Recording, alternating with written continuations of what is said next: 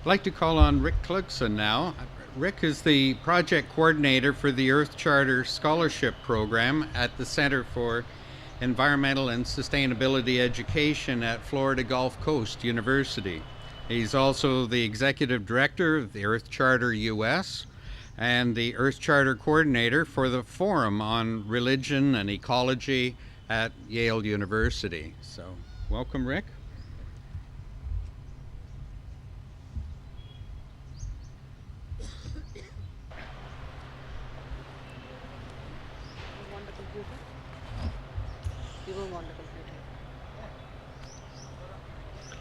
Well, it's good to be back at CEE again. I think of CEE doing for education much what it's done for this place here, just bringing to life through its many programs and initiatives a much more culturally and biologically rich and healing edge, not cutting edge set of programs that guide us towards deep sustainability. So it's great to be back.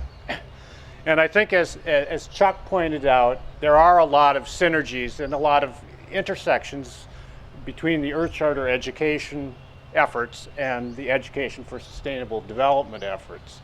And just like education was a forgotten, at least for quite a while, priority of the Rio Earth Summit in '92, the Earth Charter is part of the unfinished business of the Earth Summit. And as we look ahead to 2012, which is Rio plus 20, it's very important that we affirm a deep and strong vision of what we mean by sustainable development, and that we organize our ESD around that kind of vision.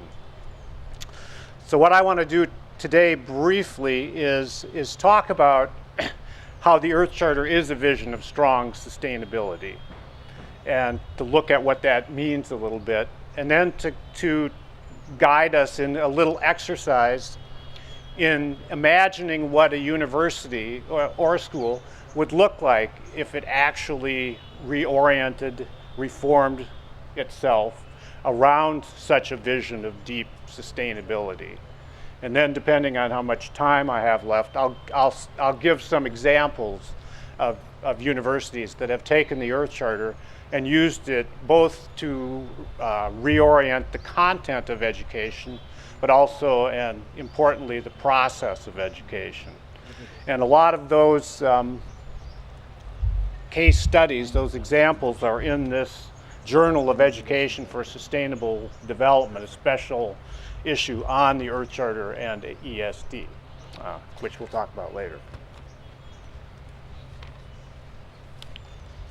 The failure of the climate change negotiations at Copenhagen provide a timely example of our government's inability to reach agreement on the requirements and responsibilities for dealing effectively with major sustainability challenges.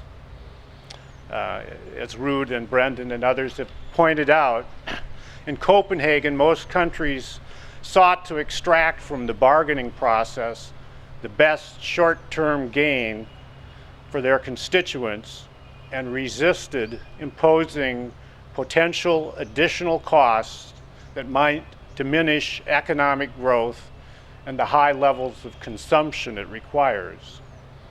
In a way, despite 20 years of global chatter about sustainable development, climate change, poverty alleviation, and so on, little substantial progress has been made.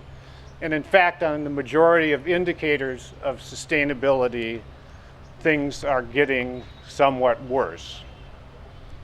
Now, some colleges and universities have made significant progress in incorporating sustainability in their academic programs and operations, yet most of this progress is adding sustainability material to a very small set of disciplines and professions and achieving eco-efficiency gains in the campus's built environment. If we're going to meet the sustainability challenges of our time, universities and governments will need to teach and practice a deeper form of sustainability than just eco-efficiency and greening a very small set of courses or practices. And the Earth Charter points to what this deeper form of sustainability might be. And over the 20 years that as the Earth Charter was drafted and put into practice, a wealth of Earth Charter educational materials have been developed to help inform changes in the critical dimensions of university life. The promise of the Earth Charter, I believe, is that it guides us towards a deeper and fuller vision of what sustainability really requires, or sustainable development really requires. The 16 main principles and 61 supporting principles provide the best definition we have of sustainable development, as well as a guide and a standard for good globalization. The integrated vision of the Earth Charter preamble, the principles, the way forward, point to a worldview that is necessary to meet our global challenges. And as Ruud mentioned yesterday, the Earth Charter affirms the three pillars of sustainable development: social, environmental, and economic well-being, which really is the current, since Johannesburg, definition of sustainable development. Triple bottom line: people, planet, profit, social, the economic, and environmental well-being. It shows, but the Earth Charter shows the inextricable interconnections between this, deepens the triple bottom line, and as Bosselman comments, the Earth Charter not only defines the three pillars, it also organizes them in a particular way. Environmental concerns are perceived differently from social and economic concerns. The environment is not merely the resource base for human consumption, not just one of the three factors to be considered. It is the basis of all life. That is, the community of all beings, including human beings. This shift from a narrow, human-centered view to a broader, life-centered perspective reflects ecological wisdom and marks the difference between weak and strong sustainability. And as Ruud and Stephen were talking about yesterday, strong sustainability also requires a fourth pillar, and that's the pillar of spirituality, which includes an appreciation of the spiritual dimension of life. Among the universal spiritual values recognized in the Earth Charter are reverence for the mystery of being, gratitude for the gift of life, reverence for life, compassion, love, hope, humility, peace, appreciation of beauty, being more, not having more, and the joyful celebration of life. So what would a university look like if it actually reorganized itself around a strong vision of sustainable development or sustainability as expressed in the Earth Charter? Well, if you think of a university, it's basically teaching, doing research. It has a whole set of operations: food, energy, transportation, housing. It has a student body, it provides student life opportunities, and it does outreach to the community. So you need to envision how an institution would transform those different dimensions if it was embracing deep sustainability. For example, in the teaching would definitely shift to do what, as UNESCO defines ESD, a much more interdisciplinary, local, applied, participatory mode of teaching and learning. In terms of research, obviously research priorities would focus on sustainability, sustainable development challenges. The operations of the university itself would emphasize much more sustainable food, energy, housing, transportation practices. And a lot of universities have indeed done that.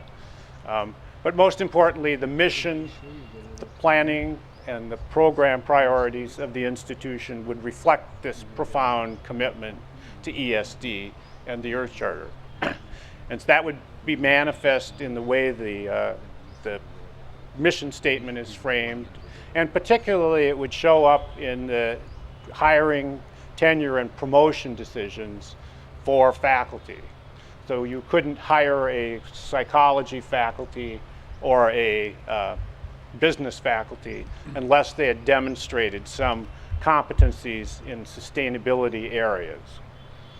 So what I want to wrap up with is just I didn't get to all the examples, but there are numerous universities that have embraced the Earth Charter and are using it to actually deepen all these dimensions of university life. And as we put together this Journal of Education for Sustainable Development, which will be launched at the end of today, this has many of those case studies in it. So I recommend that you take a look at it and see how that might apply to your institutional settings. Thank you. Thanks very much, Rick. That perspective from higher education, and of course we'll take it that it's very hard to reform higher education in 10 minutes. But anyway, you've done an admirable job. Thank you.